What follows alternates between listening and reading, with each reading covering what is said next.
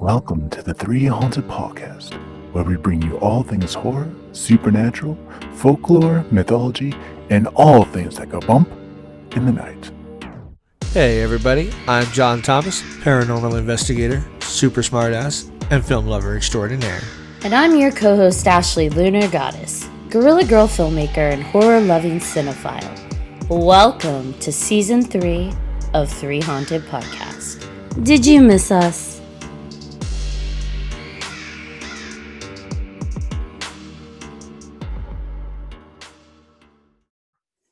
What's up, ghouls, gals, and all my horror cinephiles? In today's episode, we'll be diving into the world of requels and prequels. Is Hollywood out of original ideas? Are reboots the new thing, or should they get the boot? Join us, along with a new special guest and an awesome returning guest, as we wrap our heads around this hot topic. But first, a word from our network sponsor. Are you looking for more awesome podcasts? Head on over to withoutyourhead.com for access to the Without Your Head podcast network, where you'll find a variety of podcasts sure to keep you entertained and coming back for more. Yeah. Boom. I like it. Bring it back. All right, welcome back everybody. Like Ashley said, we have a new guest and a returning guest. First, let's introduce our new guest, the ruggedly handsome sexual icon, James Lamond. It came from the 508 Productions. Hi, James. How you doing tonight? Oh, what's going on, guys? Really happy to be here. It's about Heck time. yeah. It's about time, Ashley. That's all I'm saying. Hush. I have been trying to say, hey, you want to come be on my podcast? You want to come do the podcast? You're just a very busy man. You're right. It is like 89% my fault. I completely agree. Well, James is an awesome film producer, writer, director, like everything. And he also has a wicked ass podcast. Thank you. Sweet. We do what we can. Over at Culture Shock. Also on the Without Your Head Network. Yes. So There he you is go. also on Without Your Head Network like we are. Yes. Who else do we have with us this evening, John? We Thomas? have the returning, wonderful, amazing, sometimes a pain in my ass, Lila K. Hi, team. I missed y'all. I don't have all of these like cool titles to follow up with. I'm just here for the vibes. Thanks for having me. Sometimes, though, that's the best thing, though, is just stripping down all the shit and just being like, I'm just here to talk. So Yeah, that's exactly what it is. I don't know if I'll have anything like useful to say, but I am here. So it's less pressure, though, I feel like, because if you get into the topic of films and people know that you are somehow like part of the film world, they expect like, I don't even know, like Tarantino shit out of you, or they expect that you have like a PhD. Every time. yeah, I know nothing, but I'm here for Every it. time. Every time a movie comes up, even in casual conversation, like from my mom to like some random dude that I meet at a con or something, and they're just like, what would you take on this movie? I'm just like, it was good. Like, why do I have to give you an analysis every time? Yeah, they want like a full breakdown, and it's just like, well, It's exhausting. what would you have done differently? It's like, I don't know, I just liked it. I just want to enjoy the fucking movie. And I get to do that. So here we are. And I feel like how you watch films differs. Like if you know you're going to review a film, you can't just sit back and watch it, enjoy it, immerse in it. Like because you have to be watching everything from a technical perspective, from a storyline perspective, from everything. So you actually don't enjoy it as much because you're in like a different hat mode.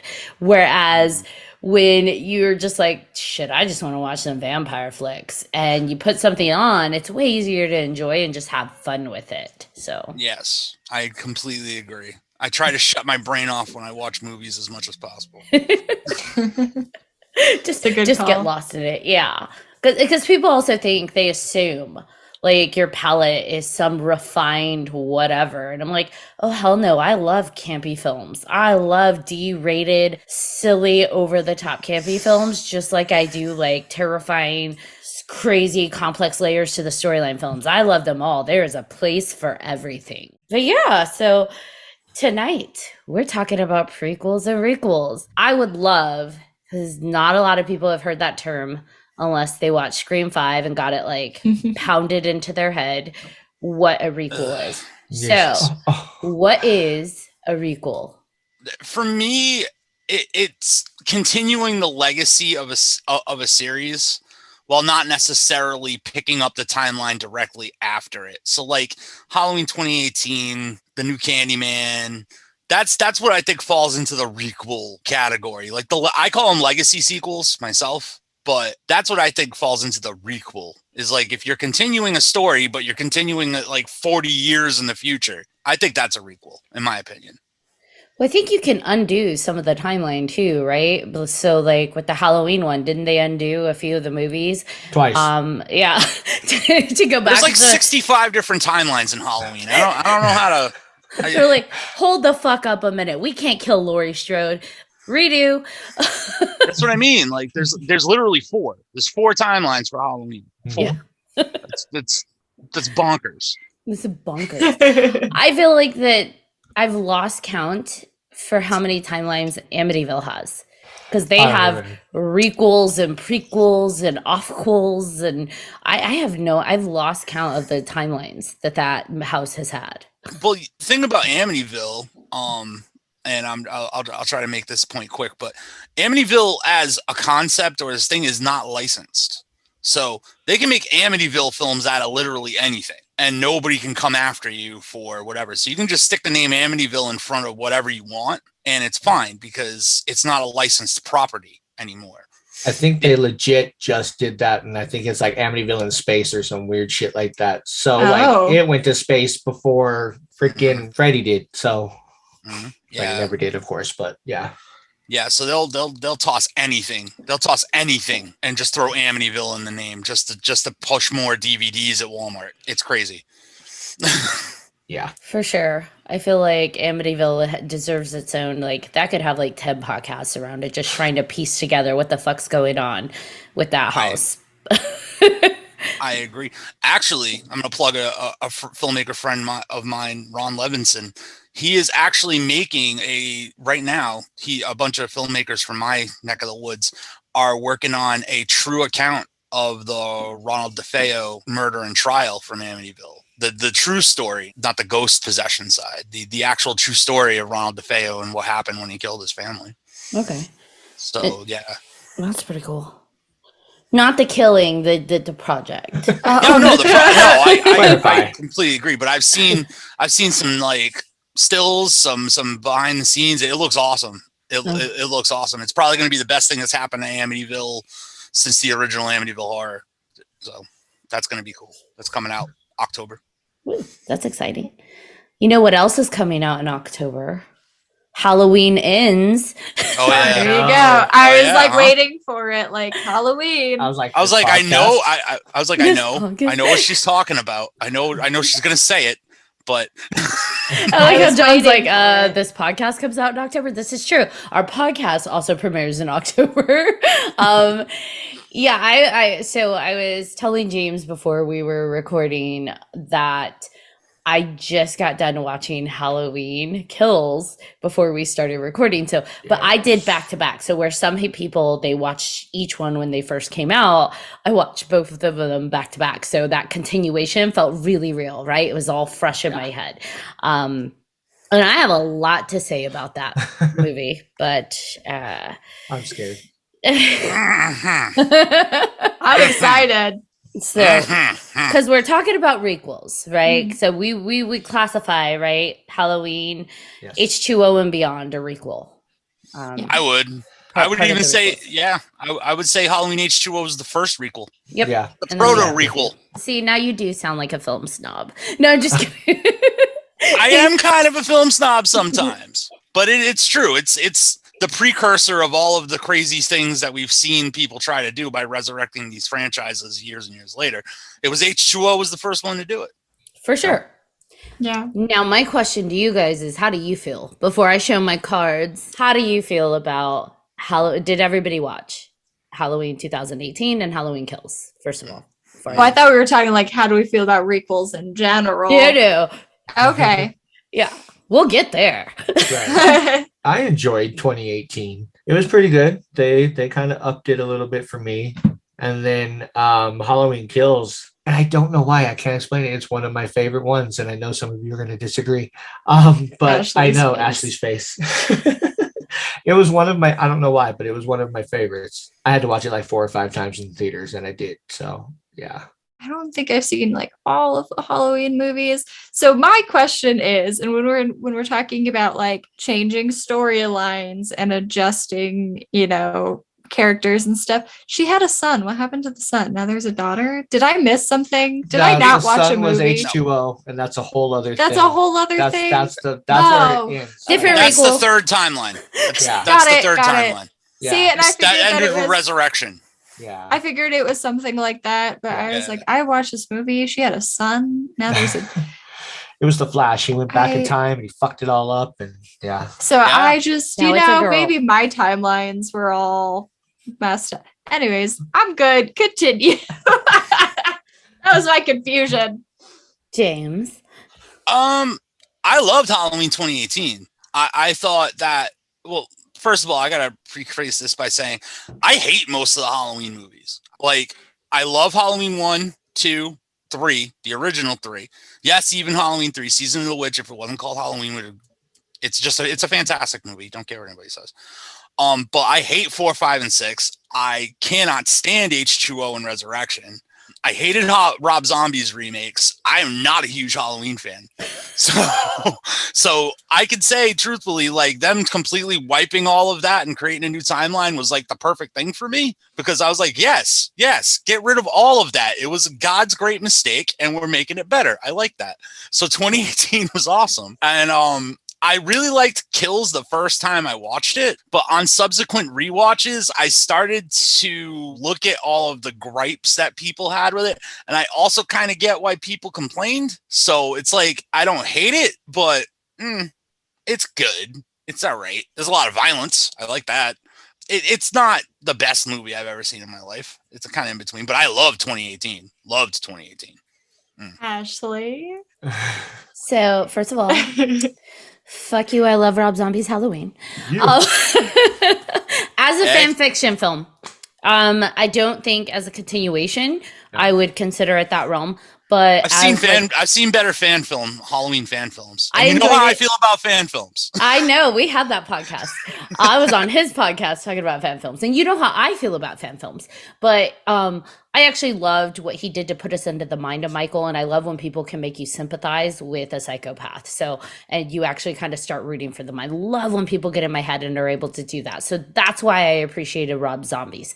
Now, with that said, anybody that has watched the Halloween originals, 1, 2, even up through 6, there's a certain style to Michael. And even as you watch through the H2O and Resurrection and stuff, Michael still has a style. And Halloween 2018, Michael has a style. And so 2018, it worked for me. It definitely felt like they were trying to do a little bit of lip service to the current horror lovers by making it extra like gory, extra brutal, extra almost unrealistic with some of the kills. Like, dude, I don't think that person's head would implode that way. I think it takes a little more than that pressure to do that to a skull. But hey, whatever, let's roll with it. It's a horror movie. Let's play with it. Have fun with that. But when we get to Halloween Kills, I'm like, how old is Michael? He's what, 65? Maybe. I think he's about 65 because he was 6 when he killed his sister, and then we're forward in the future. But anyways, he's in his 60s. The dude is set in his killing ways, how he kills, why he kills, what he does to kill. He's almost just a machine. What's in his path, he kills it. That's just how he rolls.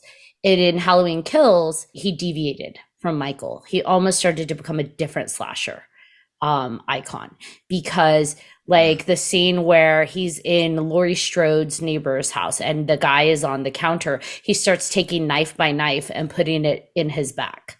So it's like a little, spine of knives. And I'm like, really? When has Michael ever done that? He's a one-hit kill dude. He's gonna get you, and that's just what he's gonna do. And kind of like when he crushed the spoiler alert, he crushed the doctor's face, like just curb stomp him. It's like, that's what he does. He doesn't toy with victims. And once they're dead, they're dead. He moves on to the next. And multiple times in Halloween Kills, he was kind of playing with the victims. And it was overkill. That's funny. But that's not Michael's style. That never has been. So you're telling me like in his 60s, he's suddenly going to start having fun with his victims?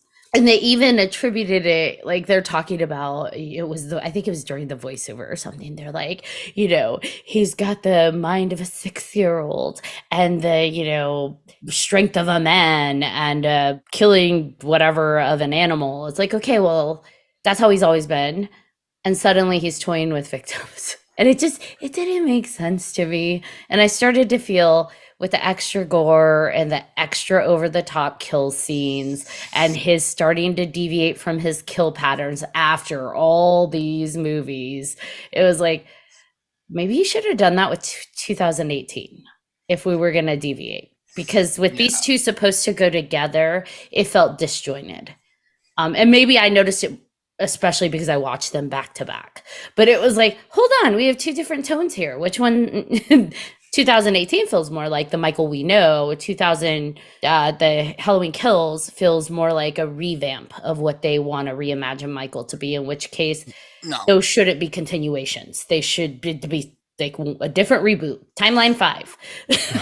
Not another. I actually agree with you, Ashley. I do think there is like for being a direct sequel that's happening on the same night. Mm-hmm. There is kind of a disconnect in how Michael's acting between each movie, which I think it wouldn't be so weird if they weren't directly like right up against each other in the same night. If a couple of years had passed between them or whatever, like that might be one thing, but that might be one of the more disorienting things about the movie. Even though I did enjoy it, I can pick that out of it and say, that's a little odd. I agree. Yeah, and watching the second one, I almost felt like this applies to both. I'm not gonna lie. I was almost bored because I felt like the pacing wasn't slow. I didn't feel like there was a purpose. I feel like someone watched all the Halloween movies and they're like, okay, he tries to go and kill his sister. Check.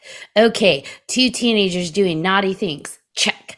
Okay, a bad babysitter. Check. And they're just like, checking. It's like, okay, we've seen those. Like, could you give us something a little different? Like, ooh, he got the mechanic. Check. Okay. Like, he got the doctor. Check. The obsessive doctor, by the way. And it's just like, all right, I'm getting bored. It may work for people who have not seen any of the previous ones. It may work as like reboot, standalone. That's all they're going to watch from this point forward. But for anybody who's watched it before, like the older ones, it's just like, oh God, how many times are we going to see this? There's so many other people to kill, I guess, maybe. I don't know. I know that sounds awful, but it's like, if you're going to be in a slasher world, does it have to be the same checklist? And I think that plays up on the fact that like requels are reboots, like there's that in part of the title.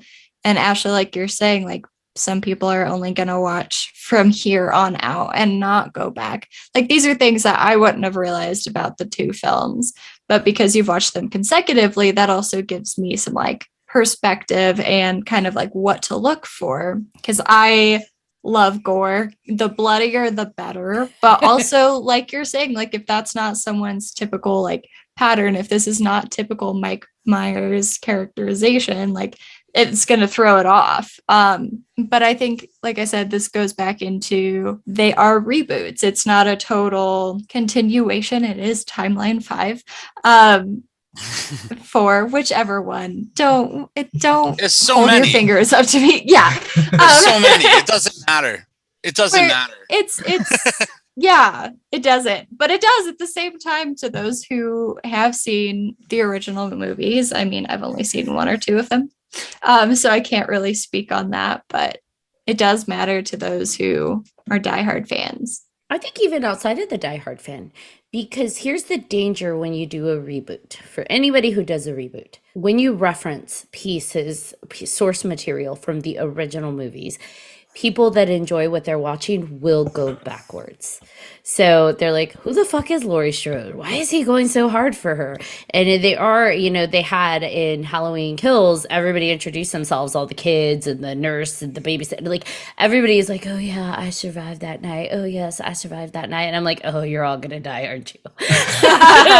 But like, they introduce themselves as being part of the original story, what happened that night, and people are curious by nature. So fans are, if they haven't seen the previous, so much is referenced in the reboot that it's like, oh, I gotta go back and watch the original. And then you start to piece together, oh, that's the killer, that's his tone, that's his style. And yes, it's 40 years later or whatever, so things change, but he's been locked up. So is this pattern really going to change? It's not like he's been out in the world, like honing his craft. Like, yes, occasionally he breaks loose and kills everybody, but we know his style stays the same, and then he gets caught again, and then like same thing, he breaks out, oh no, pattern stays the same, he gets put back in. And it's like, could someone just like at some point like fucking cut the guy's head off?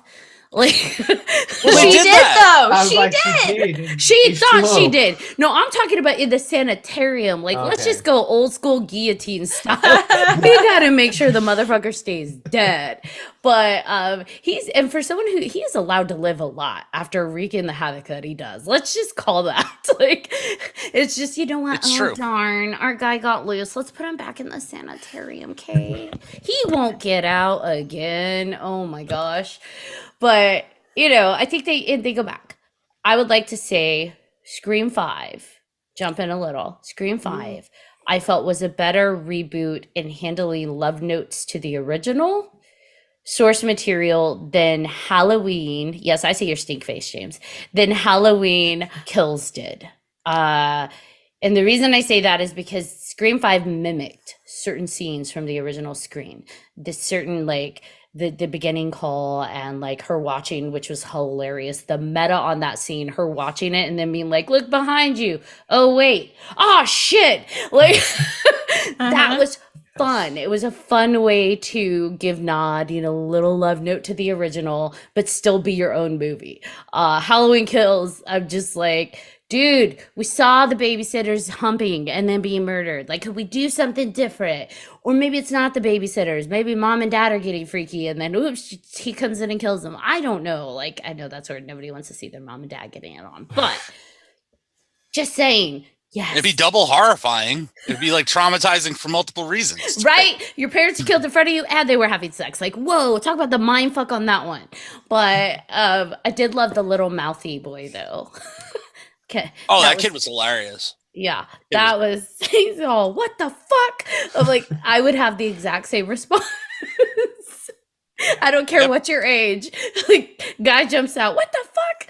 So definitely. I loved him. Him and his little potty mouth was awesome. I'm gonna switch topics again because of something that you said earlier. We can come back to Scream 5 because I know we're all going to have a lot to talk about that. We have a lot to say. I saw James. So glad that you finally watched it. I'm a little sad about it. Well, when we're talking about people who are watching these reboots, these requels, going back to the original source material, let's take into account Candyman.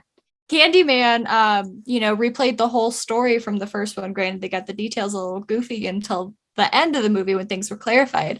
But if you hadn't seen the original, then I don't think that would have had as big of an impact as watching the requel, as watching the reboot. Considering that this movie, the main character is the son from the original. And so there's all of this story and all of these different elements that you have to take into consideration about this new film, where maybe people are going to go back to the original and watch that so they can have the appreciation for that film. I don't think that requels have as much of an impact if you haven't seen the original, just point blank. I don't think it means as much to the audience if they haven't seen the original source material. Well, I think one interesting thing about the Candyman requel is that it almost played on the urban legend feel of what Candyman's all about, in that the beginning recap and like the retelling of what happened to Heather Lyle and all that was not as accurate as the actual film. It was a little off. It was witness interpretation and then handed down year over year over year. And I really think that was Nia DaCosta, her direction. It was very deliberate. I think that was very much on purpose, that it wasn't exactly perfectly accurate. Oh yeah. And that there were actually like 5 more Candymen after Daniel Robital and all that. I thought that was pretty brilliant, actually. I definitely realized that was intentional, and the storytelling aspect getting passed down from generation. I realized that was intentional, but I thought that that's still an important thing to have. Absolutely. Is realizing that, hey, this isn't the actual correct story, but you wouldn't know that if you hadn't seen the original. Exactly. Which I thought was just really brilliant on Nia DaCosta's part. And can we all agree, for the fans who have watched the original, that having watched the original, the fans were almost like heartbroken that we didn't get as much Tony Todd. I understood the world they were building, and I liked it, actually. I like this concept that it could be anybody. Anybody can be the Helm, because it's this concept that you can become and then take that home. It doesn't matter who you are. People will see the same thing. You're a murderer, you're this, you're that. So they will generalize into, like, in this case, it was a Candyman. But with that said, man, Tony Todd brought something specific to that character that I think it doesn't matter who you are, it's hard to carry, because he's able to interlace something terrifying, but also something emotionally evocative because of the love story, the heartbreak behind his origins. But also there's like a sexiness. Like, there's a sexiness that he brings to it with the voice and the way he delivers things. And so, because that's how he seduces Helen, for goodness sake. Like, her song is very, like, it's haunting, but there's like a sensuality beneath it. So, with the Requel, I was a little sad we didn't have that kind of interlaced in, because that, I feel like that was a part of his lineage for the first two. But if you're going to Requel it, you can reimagine it a little, especially with that far of a distance between the original and the Requel. And so it worked. I liked it. I liked the shadow puppet things. I liked where they went with it, which is funny because I was doing a review on it and I was watching the movie, and halfway, like, I feel like the first half of the movie, I was like, I don't fucking like it. I'm like, I don't like this. I don't like what they're doing. And then somewhere around the middle point, I realized I was like, somehow they got me, and I was leaning into it, and I'm like, holy shit, I think I like it. I think this is actually kind of brilliant. All right, I'm here for it. But of course, they got my happy horror heart with the nod to Tony Todd at the end, and using his voice to end on and his murderous, like, to end on. I'm like, oh, yes, I've never cheered so much. Like, I was literally in the theater, guys, leaning forward, like, not loudly, but like saying out loud, say his name, say his goddamn name, just say it. And I'm like, oh my God, they're having me like, they want me to cheer for the murder. I'm like, she did an amazing job with this Requel. And I literally was sitting there, say it, come on, say it. And then when she finally says it, I'm like, woo! Yeah. I did think that it was a good movie. It like took me a while to get into as well. It's not like on the top of my list, but I did enjoy it. I think what was missing for me was that narration, and how the original were having Candyman narrate, and you can hear him speaking and his thoughts. But it was a very interesting take to, not have that in there and just have it be, like Ashley said, just right up at the end. But also what I think stood out to me about the first one is just how they did the kills, I guess, and having her like black out and then just wake up holding a knife, or wake up with a weapon covered in blood. I really liked that aspect of the original because it was shock value. You weren't expecting it at first. And I've only seen the movie once, but I did enjoy it. But I did miss the narration, and I did miss the like mystery of the kills in the new one. Still a good film though. I did enjoy it. I didn't like the invisible kills. That was the only thing that I wasn't like super 100% attached to. Like, I don't know how it would have landed for me. Like, what I could say, like, ooh, it would have landed better if they did it this way. I don't know. But I know the invisible kills just wasn't, it almost felt comical to me. Kind of like, for example, Nightmare on Elm Street, when when Freddy is killing them in their dreams, but the people who are awake can see the murder happening. Yeah. It almost looked kind of funny, right? Like, oh my God, this person's just kind of like floating up in the air, and then they're on the wall, and then they're and you don't know what's going on, and blood spraying everywhere, and it's just like, this is almost kind of so absurd, it's borderline comical. That's kind of where I felt it was a little bit with a new Candyman. But overall, I still want to see more of it. I still want to see where that world goes. And maybe it doesn't go anywhere because it ended in such a profound way. It doesn't need to go anywhere, but I did enjoy it. So I definitely don't think it needs another sequel. I think they made their point like right on the nose with like what they were trying to say about collected urban legend and just the social commentary. Like, it had a perfect ending. Like, don't franchise it. I don't even think the first Candyman should have been franchised. Like, it really just said what it needed to say, and everything after that was kind of like another route slasher. You know what I mean? Like, it didn't really hit the same level the first one did. So I don't think it needs another sequel. Not that it doesn't deserve another sequel. I thought it was fantastic, but I think they really should just leave it alone because that was perfect. And that says a lot when he says that something's perfect. Okay. I'm picky as hell. I'm picky on certain things. I'm picky on certain things for sure. Like, John has seen my face on certain like movies, and I'm just like, oh, that was awful. But it really just depends. All right, what are some other prequels out there? You mean requels or prequels? Which one are we doing? Requels. Sorry, requels. There's a shit ton of prequels out there. Back and forth. Any other requels that you could think of? I mean, I do want to kind of touch still on Scream 5, but oh yeah. Oh my gosh, I totally skipped that. Sorry. I said we'd come back to that one. I just was like, I have a point on Candyman. I'm glad we're But do we want to just do Scream 5 now that we're here? Might as well. Let's bring it on. He's making a stink face. People can't see it, but James is totally making a stink face. All right. Lay it on us, James. I see you're like itching to get it out. Okay. Break my heart. Break my heart. No. John is just like an epic Scream franchise fan. So no, so I'm there with you, dude. Like, I even love Scream 4. Nice. I love all of them except Scream 5. What? Why is that where you draw the line? I'll tell you. Bad acting? No, not bad acting. I can let a lot of bad acting go because I'm a horror fan. You got to kind of let that. Courtney Cox's Botox? Nope, not Courtney Cox's Botox either. My biggest issues with the film were what Wes did and what Kevin Williamson did with the first trilogy and what they tried to, and what they pulled off, not quite to the best degree in Scream 4. I feel like the new team completely botched in 5. The analysis, to me, it just was analysis for analysis sake. They were just sitting around talking about the new school of horror films, like whether it be elevated horror or whatever, but it didn't play out into anything in the film. It was just them talking about it and people dying, which is fine. It's fair enough, I guess. It's got that kind of nihilism that I expect in modern horror these days. But I could have forgiven that if the ending wasn't such shit.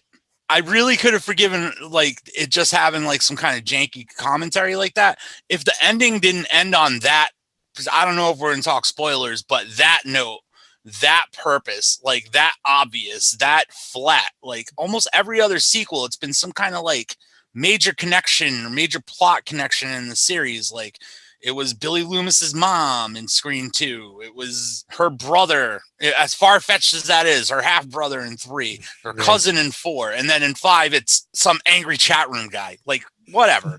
That's just silly to me. It was silly. That's my opinion. As a Scream fan, as a super Scream fan, that really pissed me off. I'm not gonna lie, I was a little disappointed by the motive, but I kind of understand it too, because you get the people that are so just like in love with things. I mean, look at, and they brought it up, but look at Star Wars, The Last Jedi. Holy crap, man. Like, could not stand that freaking movie. It was horrible. They basically ruined all of the other 7, 8, even 1, 2, and 3. It ruined all those for me. Original 4, 5, and 6 were great, but like, yeah, so I kind of understand where they were coming from with that. Angry Stab fan being the killer is like, it just, when you have 4 sequels or 4 films, I should say, and it's so impactful, and like the mythology that they've created around it is so, concise and stuff. To have it just be like random guy and his oddly way too young girlfriend, that's just really weird. That's just, I don't know. No, definitely thank you for touching up on the age gap there, because that bothered me. That was some serious jailbait situation, man. That was weird. I get what the writers and the directors and everybody were trying to do with the script, and not make it about Sydney this time, because like you said, we've had 3 other sequels where it was about Sid. And yes, she is the queen of this franchise, but it was kind of nice to see them go for something different. They could have picked something different, but I think it was nice to see away from Sid. And I loved Nev Campbell and I loved Sydney, like absolutely, like. But I thought it was good to kind of get away from that. I think the biggest part that shocked me in the movie was Billy's daughter. Like that's the route that we went. Well, we know what age. So early. But we also knew what age he was when he died. So it's like, I feel like they tried to force that one a little awkwardly. Like, so he was having super young teen sex, and like there was a hidden baby, and there was like. It's a lot. Yeah, it was a lot of like, I think y'all tried a little too hard on that origin story, because that was just weird. Well, and they gave it away so early. Oh, he had a daughter. It must have been later. Oh, wait, no, he fucking died. Wait, how old was he when he had this baby? Like. Or when he fathered, he sired this child. Had Loomis's daughter been the murderer and they revealed that toward the end of the movie, they would have had me. Right. That would have been it. I'd have been like, boom, yes, now we're talking. That makes way more sense. And it's not about Sid. Right. You know what I'm saying? Exactly. Like Lila said, they revealed it way too early. I was shocked about that one. I was kind of upset about that one. But then again, like watching the movie over and over, which I have, I get why they did it, because that big plot twist drives the whole plot of the movie. Like that is such a key element to the movie that you kind of have to give it away early, because there's the motive, there are the suspects, you have your character base around this plot twist. And I loved the movie. I thought it was a great movie, but it did really throw me off saying, oh, this is Billy's daughter, by the way. Here we go. Just gonna add that one in, and she can see him. So yeah, I'm gonna be the dissenting voice. I love the spin that they did, albeit it felt weird that they forced that he was having like teen sex and a hidden baby, and that was nowhere like in the like any kind of inclination for that in the original.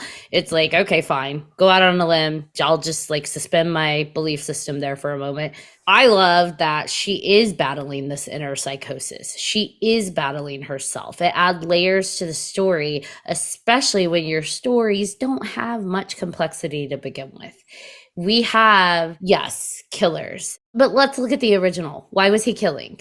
Because his mom had an affair, his dad had an affair, and mom left, and oh no, like that's why he murdered 50,000 fucking people. Like, come on. Yes, the Reddit chat room, like that makes no sense, but like, do we forget Stu? Stu had zero motive other than being a hyper horror fan and like just wanting to get nice and dirty and gory. And Billy gave him that like he essentially just put it in his hands like, well, here you go, here's a flimsy motive if you want one. And he's like, yeah, I'm fucking down for the cause, bro. He was like, he just was primed and ready. And I feel like that's how this was. You had someone who was so fucking obsessed with these movies and the integrity, and we know some people that are so obsessed with stuff like that they do get borderline like aggressive and violent. You're like, whoa, chill out a bit. And they find the right person who's waiting for that, the predator. So we look at the two, and I find it, a fun little nod that the one who is like just wanting to kill is living in Stu's house. So I feel like that was a clue.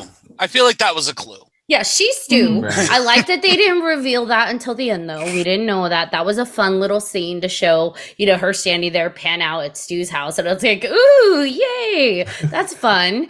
But I did like it. I did like I mean, we look at the Scream 2, 3, 4, like the excuses for murder are so fucking ridiculous. Like, well, your mom went to LA during her harlot days and had me, and I was like this illegitimate child that wasn't, and now I'm out to murder you and your friends. And it's like, what the fuck? But we're like, okay, let's roll with it. It's somehow connected to Sydney. So for me, like two fans that are hyper obsessed over movies and they don't like the integrity and now they want to bring it back by going to the source material and making it happen again, doesn't sound so far fetched.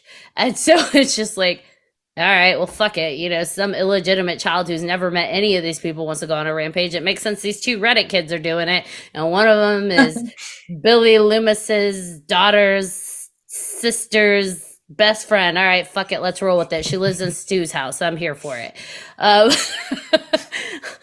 Because none of them make sense in terms of motive. The only one who ever, I think, had a true emotionally fucked motive where he's got some kind of trauma and he's probably a psycho to begin with and that trauma set him off is Billy Loomis. Yeah. And then you see that his daughter also has this really awkward psychosis. And the fact that I like the interplay that he's like, you got to embrace your psycho. The one thing you were terrified about me, you got to embrace that to finish this off and protect yourself and your sister. And it's like, sweet, do it. Slice and dice, baby. But it's just, that's just me. Yeah. It was funny because when Ashley was watching it, she was actually texting me a bunch of stuff, and it was just hilarious. And I was reading those texts to Lila earlier. It was just like, it was hilarious. I enjoyed that you were enjoying it. It was great. I like the quippy one-liners. I like that. To me is fun because then a movie doesn't get so intense that it loses some of the lightness, because we know, like Scream 1, they had the little quips and it made it kind of fun. And I do want to say that yes, they went harder on the movie analysis diatribes in this one, but I feel like that happened in the first and second one too because of our lovely Randy. And Randy. And even Stu. They were so hard on like the breaking down the movies and the stuff. And it's like, God, do teens actually talk like this? There's no way in hell. But it's like, man, like maybe back then, probably not. But now, have you ever been around a group of teenagers? They really do like sound way more pretentious than they should. I'm just like, dude, you can't even pay your own bills. Shut the fuck up. I'm just kidding. It's just right. You're not wrong though. I like that you said sorry. Like, who are you apologizing to? Because I don't know if some 60-year-olds listening to this, but it's like I have an 18-year-old nephew, a 19-year-old niece. You're not wrong. Yeah, they think they're smarter than us, and they think because they have a fucking dictionary and a thesaurus, like they sound like they know something about something, and it's like. I'd listen because, you know, I've got the kids. I've got like I'm around different groups. I take them to places and I'm just listening to conversations and I'm like, wow, you think you have it all figured out. So like, and then I kind of laughed at myself because I'm like, oh man, you're going to realize that you know nothing about like nothing. And that never changes. We go our whole lives like, I don't know shit about shit, but boy, I hope I can at least figure out how to enjoy the ride. I think that we're missing a very crucial point of discussion while talking about Scream 5. Bad acting. Dewey. Oh. No. Yeah. Well, I mean, we could get to that, but like, when I tell you I was bawling my eyes out in this theater, I was sitting there, tears streaming down the face, and I could not move. I like wouldn't even wipe my tears. I was like snotty and just gross. It broke me. Yeah. It hurt me so bad. And I just had to sit there and weep and deal with it. Yeah. They did we were Dewey moving wrong. on. That's all I want to say. They did Dewey wrong. Like that one hurt as much as Randy did. Yeah. Both of them hurt me very badly. But I think they had to do it with Dewey and not somebody else because they knew it would hurt so much because he's such a beloved character, because he's been through a lot of shit. And to quote him, you know, when Sam and them go to ask for help, he's like, I've been stabbed 9 times. Do you think I want to go through this again? No, I don't want to do this fucking shit again. Like, Poor come on. Dewey. And then he does it again and he ends up fucking dying. I don't hate so much that they made the decision to kill Dewey. I think it's the manner and like how almost throwaway it felt in the film, that it was just like, oh yeah, we're killing him because it's because it's gonna freak you all out. Like, I don't feel like it really hit a note that he deserved. He deserved better. Really, if he was gonna die, he should have gone out in a better way, in my opinion. He deserved a agree. hero's death. I mean, we all know at some point in Halloween, Laurie's gonna die, right? Like, that's just, Laurie's gonna die. They're not gonna keep her around. She's gonna age out. They're gonna kill Laurie in some way, and they're gonna give her a hero's death. Yeah. And I feel like they should have given Dewey a hero's death, a full hero's death, and they didn't. Like you said, it felt rushed. And I actually texted John, like, they're gonna kill Dewey, aren't they? And he's just like, what? And I'm like, I can tell because they just gave him a rushed, full emotional closure scene with Gail. Yep. They just got their full closure after not talking for 4 or 5 years. Emotions, I love you. You'll just always have your town, and I'll have the whatever, big world. And I'm like, oh God, this is a closure. And they rushed it. Like, they're having this awkward conversation in tears outside of this house where there's like dead bodies. And it's just like in the middle of the day. And I'm like, okay, they're about to fucking kill Dewey. And I think it's a Gil or Dewey. I'm like, one of them's about to die. Right. Yeah. And then when he went in the hospital, I was like, okay, it's Dewey. And the thing I didn't like that it was a fucking Reddit user that killed Dewey. Like, if we're gonna have a death for Dewey, the most beloved character in the whole fucking series, like, yes, we know Sydney's like the epic, you can't touch Sydney, but like Dewey is the beloved character. And so it's like, if you're gonna kill him, give him the hero's death and not at the hands of some dumbass. I have to strongly disagree. I think rewatching it, that's what makes it hurt worse. And why I found the death like so shocking and so like disheartening is like rewatching the movie, or even just getting to the end and seeing that it was Amber that killed him. That's what hurts worse, is because it was some little idiot. Like, it was just some kid. And I think he didn't get that send off. No, but that makes it more impactful is, oh, he really just got killed by a rando. Like, this is it. He just deserved better. I totally agree with that. And he shouldn't have died. And to James' point, it was too rushed. It was much too rushed. I didn't like that the kills almost became Final Destination, though. Yeah. By the way, that like that Cool. I did it because it's like, stick to Scream, stick to your style, stick to your tone, because like the whole when she like kicks her and she accidentally turns the stove on and you hear the gas, it's like, okay, here we go. Yeah, no. Yeah, it's like, what? Now we're getting a little too like Scream is a slasher. It's always had visceral kills. It's always been like a crazy guy with a knife and or a girl, but either way, or like you said, visceral. There's not like an element of series of events that then lead to its like death, like Final Destination. So it's just like, oh brother. Although I did like the little joke they made where she's like, how's that torch for you or whatever, but I did like the kills other than that for the most part. You know, the whole stabbing through the hand obviously wasn't a kill, but that was nice and brutal in the beginning. And, you know, stabbing Wes through the freaking, that was just, I loved it. I love the gore. And I will say that the only qualm I have with Dewey's death is that Amber would not have been able to get those knives in Dewey and lift him up to drag like the knives down. Absolutely not. No I don't way. care. She does not have the strength for that. And after seeing the killer reveal, I was like, I don't buy that. But I still thought the death was fine. I mean, fine doesn't sound fine, but no, it wasn't. And I understand that like Dewey was the one who had to go, because it wouldn't have been as impactful as if it were Gail, and they definitely couldn't touch Sydney. No. So process of elimination, you're killing Dewey. And No, I know that coming in. I bet they're wishing they had killed Sydney off now, though.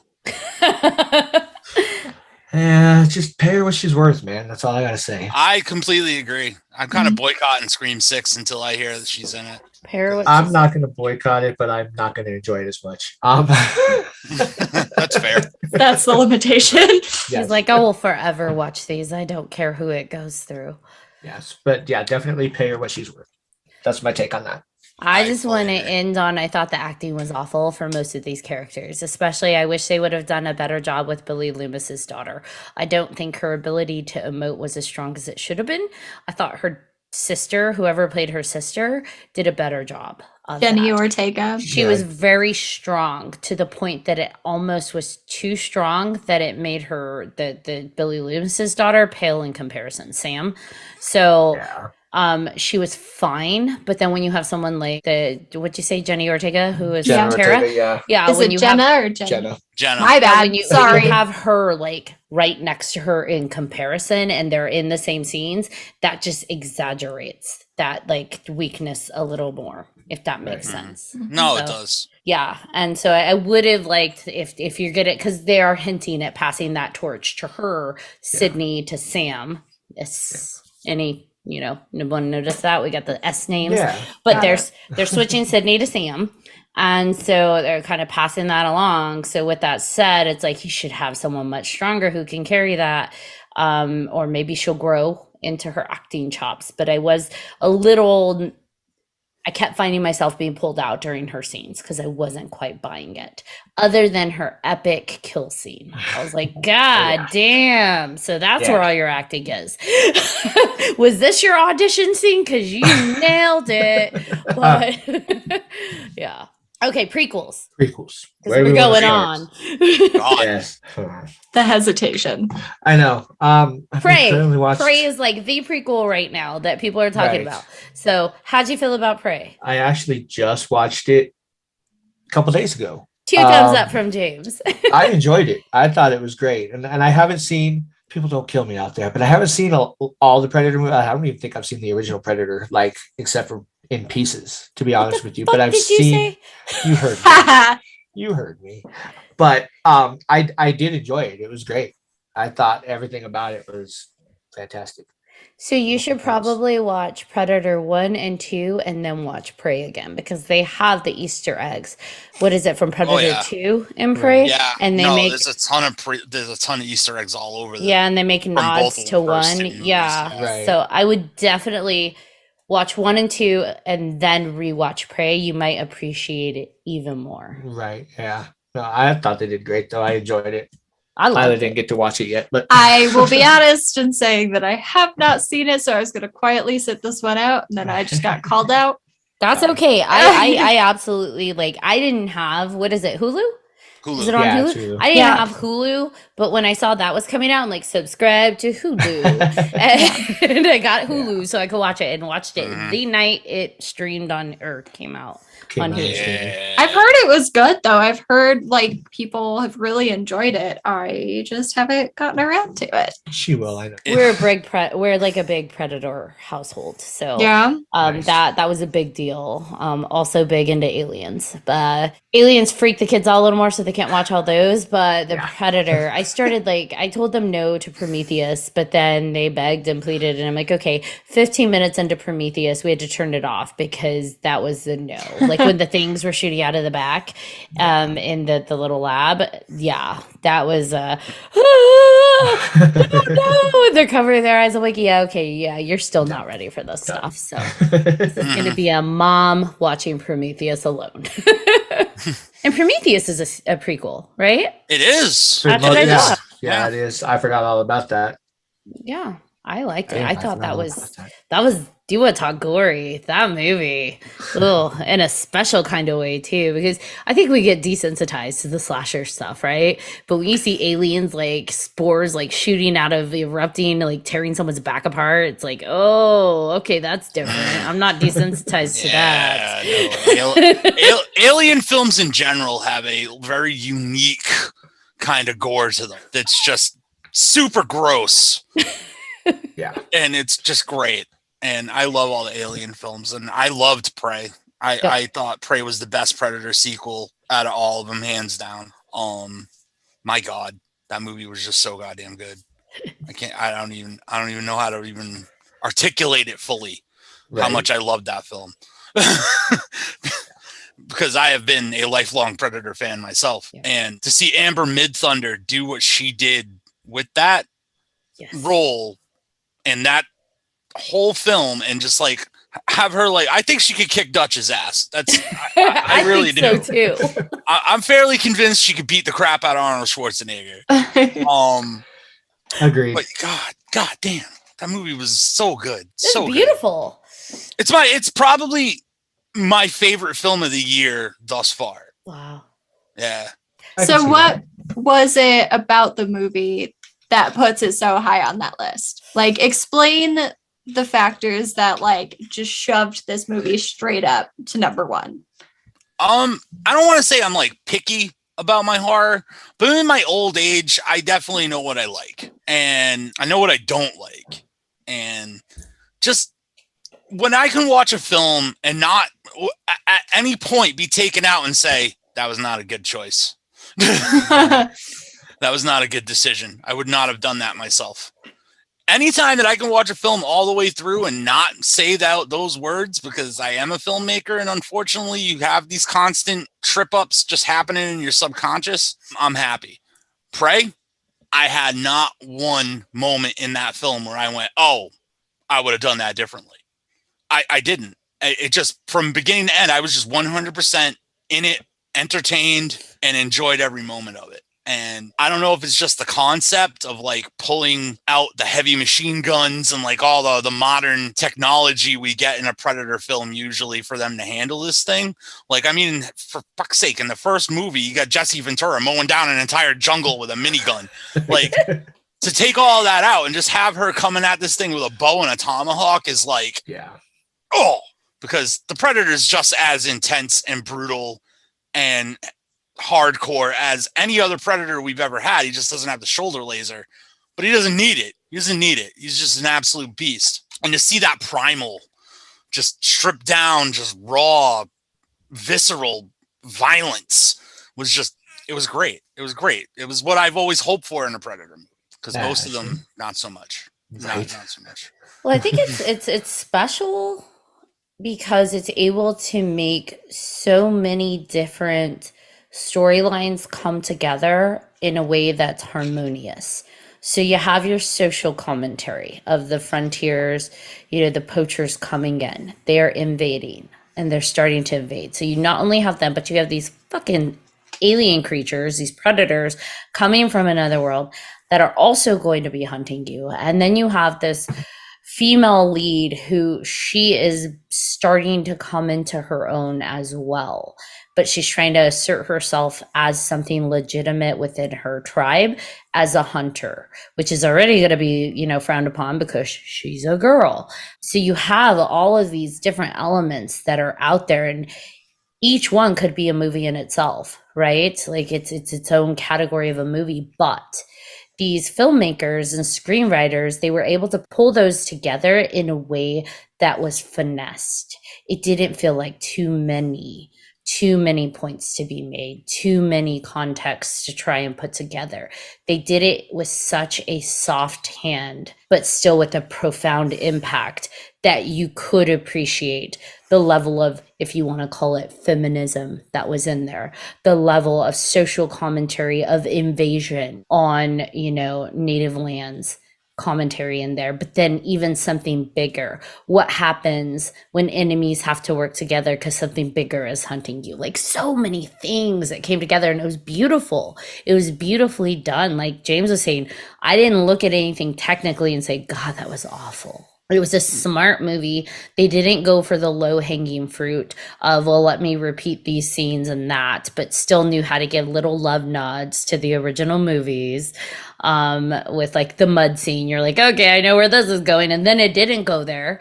And it's like, oh, like they're playing your expectations against you as a viewer, but then they still utilize it later. And it's like, oh, I love it. You fuck with me. Yeah, man. Yeah, it was so smart. It was so smart like that. Like, there was so much in there for like a Predator fan that you think you're dissecting and you're like, yeah, I know that. No, you don't. Mm-hmm. No, you don't. You don't know what's going to happen. And I love that you don't know what's going to happen. But they also were able to utilize things like, for example, the one scene, and it's not really a spoiler, but like the bear, when the bear and the predator are fighting, I'm like, holy fuck. Yeah. You don't realize how majestic and aggressive and powerful bears can be. And granted, it's a CGI bear, but you think about it and it's like, you know what? Bears are massive. Bears probably are like that. We hear about bear attacks, and it's like watching it just square off with the predator. It's like, wow. Who'd have thought I would be so like captivated by a CGI bear fighting a predator? But here we are, and it's amazing. Yeah, that was top 10 scenes of all time for me. Yeah. Oh my god. So awesome. I do think, speaking of like pretty movies, I do think that's one of the things I've noticed with Scream 5, what I've noticed with Halloween 2018 and Halloween Kills, and with Prey. The technical aspects of filming has gotten so elevated that they're pretty movies. And I love that, but there's a danger in that because I think, especially with like Halloween Kills, and this is my own opinion, Halloween Kills, I think they were so focused on the pretty, the aesthetics of the movie, they forgot about the story. And so I look at these scenes and I catch myself saying in my head, God, that was a fucking beautiful shot. Or like, wow, what a creative way to pan around and do that. Like, wow, oh my God, the coloring's gorgeous. And it's not because I'm being pretentious. It's because I've got nothing in the story to keep me reeled in that I'm starting to focus on other things. And that's a danger. Because then it just feels like one extended beautiful kill scene. Yeah, you don't want to start thinking about that like the first time you watch it. Maybe like the second or third time you can start enjoying all the other stuff about the film. Yep. But like you don't want to do that on the first watch for sure. Yeah, like the scene with the mob attacking him in the street, and then the scene with Tommy, like he and Tommy just like that side face-to-face shot and it slowly pans. I was like, ooh, that's pretty. Yeah. Where are we in the story again? Like it was just not working for me story-wise. Ooh, but shiny was pretty. object. Yeah, pretty much. Like, oh God, I'm bored. But wow, that's pretty. I think, and this is when I'm going to put my filmmaker hat on a little bit. Yay! I think there's a lack of viscerality in horror films in the way that they're shot these days. Which is why I think a lot of people are nostalgic for like 80s, 90s, even like early 2000s films, because they were down dirty. They were in the middle of it. A lot of it was handheld. You could tell it was handheld. It was raw. It's really in your face styling with the way that people were picking their shots back then. Now it's technically more pretty, but at the same time, you're losing a piece of what you're having in the moment. You know what I'm saying? And I wouldn't actually even call out like Scream 5 or Prey or any of that for most. I would definitely push that more on like elevated horror, like the Midsommars and the Hereditaries and like the Saint Mauds. Like yeah, everything looks really pretty, but absolutely nothing's happening. So what does it matter? But I feel like that is coloring, like the whole A24 horror movement is coloring all of the more standard fare now. So that they're all trying to keep up and stay pretty with the rest of them. But it's not working out quite that great because that's not what you're trying to be when you're making a Halloween movie or a Predator movie or a Scream movie. Like these films, like they've always been competent when it comes to cinematography. Like they've never been badly shot by any means. And they always have had some cool wide angles and stuff, but that's not what they're there for. Yeah. You know what I mean? And like I agree with Ashley on this. It's a dangerous trend to follow, but I feel like this is 100% A24's fault. He's like, it's all your fault. Yeah, I think horror has been phenomenal for decades and decades and decades, and it doesn't have to be billion-dollar productions to get that scary, disconcerting, uncomfortable, shocking feeling. Yes, by all means, if your passion is to make a beautiful film and tell a terrifying story, do it. Yeah, like by all means. But I think like it's just becoming the wrong order of operations. Pretty film and then the story. Pretty film and then the horror. And it's like no, flip it. It just spit out. We still want our story. We prefer our story. Otherwise, it doesn't land. All right, prequels. I'm gonna start throwing prequels out, and I want to know yay or nay. Red Dragon prequel to Silence of the Lambs. I enjoyed it. I back that. Yeah. Definitely. I thought it was fun. Ray Fiennes as a villain. Oh God, fantastic. Yeah, I enjoyed that one. What about Annabelle Creation? I actually enjoyed that one, I think, a little bit better than the first one. We got 2 thumbs down and a tongue stuck out for James. Not a fan of Annabelle Creation. I'm not a fan of James Wan. Ooh. Well, even bigger. We're going big scale. That whole universe can just fall off a cliff and I'll be fine. It's like they're all corny. It's just to me. Oh, wait, Creation? Yeah. Sorry, they all kind of like meld together. Creation was probably the one good one. That's the one with the girl. She's got the disability, right? Is she a wheelchair or no? Crutches? Wait. That's the one that's got the barn scene with the demon. Yes. In the dark. Okay, that one actually, that one's passable. I'll say that. It was pretty good. That and like Conjuring 3. Like that's pretty much the only ones I like. I think if you have to say, was this the one with XYZ? Then you know where you stand on the movie. If you can't remember it, we know where you stand. But like you said, though, they all meld together. And we had that issue about the Nightmare on Elm Street movies, season 1. We get the numbers all mixed up. Like, was it this one? You remember the scenes, you remember the storylines, but it was like, was it with 2, 7, or 9, or I don't know. Poor Shane was the one that got confused and didn't know about the nightmares. Definitely. Like Nightmare 4, 5, and 6, like I don't feel like anybody actually remembers them blow for blow. Like it's just one movie. It's just a soup of stuff. The Freddy soup. Yes. Ew. What about Ouija? Ouija Origin of Evil. Did you guys see that one? I enjoyed that one better than the first one. I also agree. That was much better than the first one. I liked that one. Orphan First Kill. I didn't watch that one yet. You didn't watch that one? Okay, well, my God. There's a twist. But That's James all I gotta loved it. say.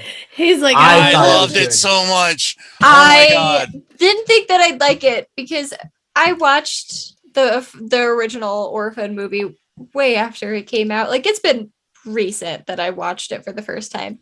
And so when I heard that they were doing a prequel, I was like, this is going to be terrible. It's like, she's an adult now. Like, you can't do this. You can't find a way to make it work. And then they did. And I was pleasantly surprised. Definitely check it out, Ash. They did. And Ashley, definitely recommend that one. I started to watch it, but then I ended up like running out of time on that one. So it's just like, I'll get back to it. I think the only thing I have to say about it is that movie had no business being that good. Right?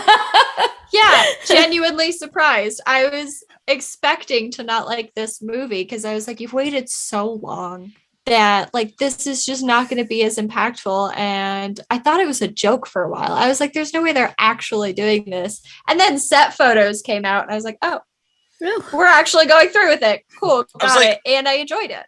I was like, the jig's already up, man. We all knew what happened. Like, how can you make this interesting? And then they did. And then they did. Although the set photos cracked me up of everybody wearing the huge boots to be taller than her. Yes. Yeah. I'm like, well, that's creative. They did a good job with it. We live in a world where no one has knees. Yeah, we'll definitely have to touch back, and Ashley will have to let us know what she thinks about that one for sure. Yeah. What about that was a good one. From Dusk Till Dawn, The Hangman's Daughter. I think we briefly touched on this at some point a few times, but I love that one. So suck it up, James. I think I liked that one too. I can't remember, but I'm pretty sure it was that one. Wait, nope. I like that one. You didn't like the cowboy one. I hated Texas Blood Money. That That's was the one I was part thinking. two. That one was awful. Yeah, that was part 2. No, I like The Hangman's Daughter. That was a good one. I really liked that one. I like it. I also like that it was so prequel-y that you can get away with. I love when they do prequels that are periods before, so then you can change the tone a bit. You can change it up a bit because it's a completely different time. period. So Like I Tremors love 1, 2, or 3. I mean 3 or 4. exactly. And so you're able to really like they can make a little bit more liberal choices with what the storyline is. So I loved that. And I love seeing the titty twister as like its original setting. Because you know, if you watch the first one for me, you see the back of it and it's the ruins, and it's like, oh, I want to know more about that. The Hangman's Daughter goes back to it a bit, but I bet there's even more behind that. I want to see like the sacrifices and whatever is associated with the back of those ruins, because that to me is a storyline just waiting to fucking happen. And it looks like it could just be awesome. I gotta agree. So then how do we feel about requels? Are we on board with requels? I'm kind of over it. I know, because I was talking like pretty highly of, some of these movies. I just want to see, I guess, more originality, which sounds pretentious, and I have no right to be pretentious. I enjoy them for the entertainment value more than their actual story. And I would just like a change of pace. I'm going to keep watching them, and I'm just going to complain. I think requels can be good. They have potential, but if you don't connect it back to the original story, or if you don't have those original characters, then what's the point? Then it's just a reboot or a remake. Yeah. There we go. Yeah, going with what Lila said, I think, I'm either way, I'm going to watch them. Some of them don't need to happen. A lot of them don't need to happen. But my curiosity is always going to get to me, so I'm going to watch it, and then I'll just decide whether, after watching, I like it or not. So, I mean, I guess my opinion on it is horror is susceptible more so than the rest of the industry to trends.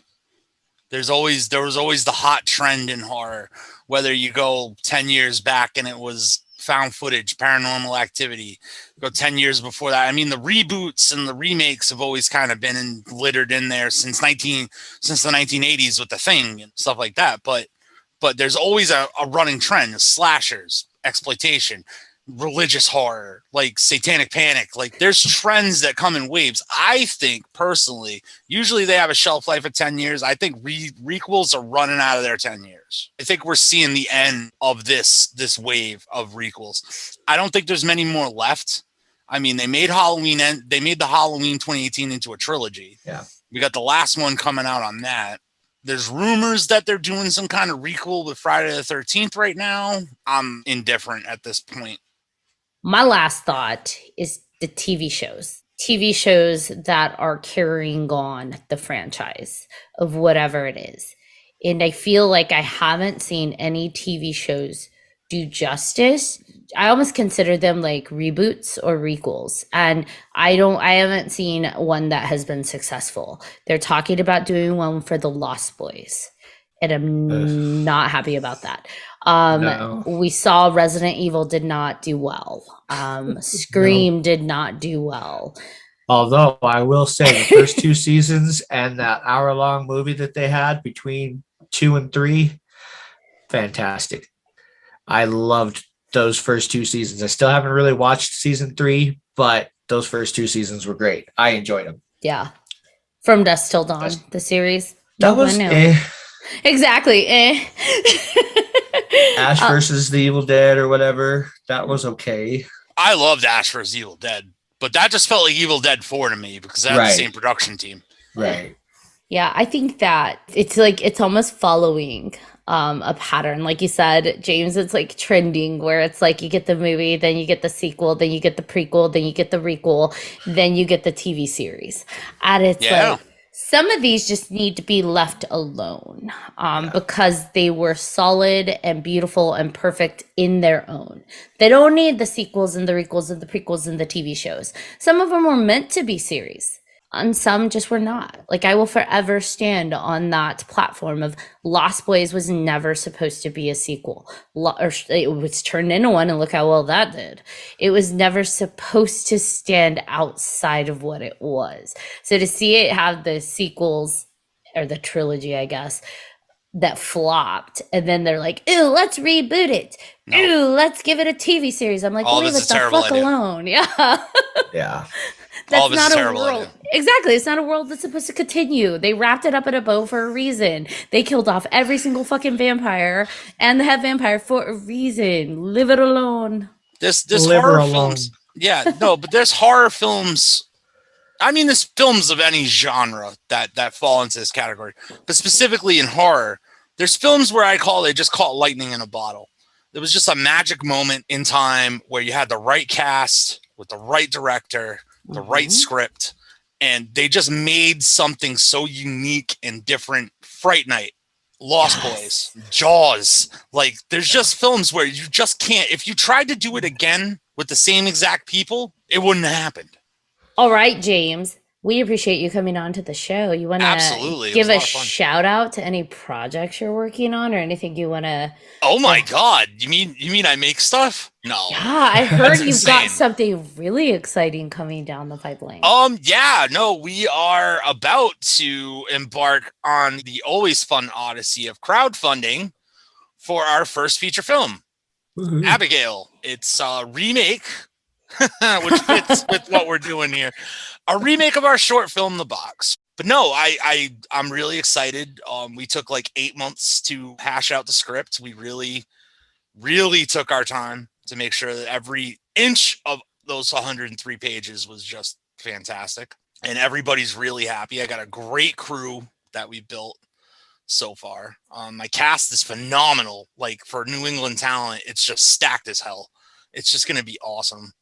Let them know what genre it is. Subgenre, sorry. Subgenre. It is, well, we are on a quest. We're on a quest to make vampires scary again. Ooh. Because vampires are absolutely not scary anymore. I don't know if anybody's noticed, like, for the last, 20 years, they've all been, broody and sparkling and, in pleather. For the most part, either if they're usually fighting a werewolf. Yeah, we don't want to do any of that shit. Like we're going 30 Days a Night, Salem's Lot. These vampires are gonna rip your heart out and eat it and make you watch while you die.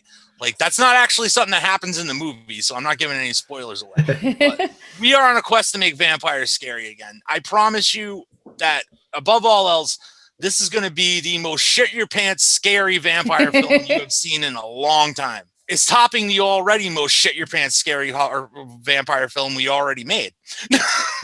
Which I have seen and can attest to that it was phenomenal. I had fun with that one, watching it. Now, where can people find more information about your project and the crowdfunding and stuff like that? Oh, we're on everything. You can look up It Came from the 508 Productions on Facebook, Instagram, Twitter.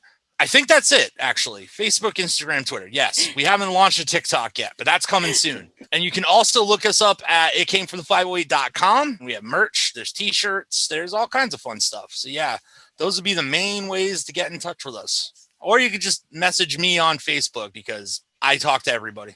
So. Well, thank you so much for coming on. You were absolutely awesome to talk to, and we appreciate you carving out some time to come and slay these topics with us. See the puns I'm making? More than happy to, and I'd be more than happy to come back. I had a lot of fun. Sweet. Yeah. Well, All right, Johnny John, bring us home. Okay, real quick, honorable mention, Ghostbusters Afterlife. Not scary, but good recall.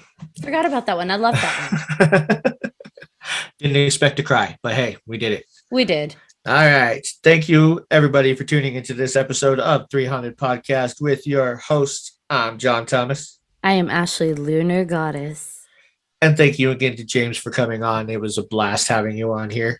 And if anybody has any questions, episode suggestions, or comments, please feel free to email us at 300podcast@gmail.com. And if you haven't done so already, please like, follow, and subscribe to all of our social media. You don't want to miss one crazy moment.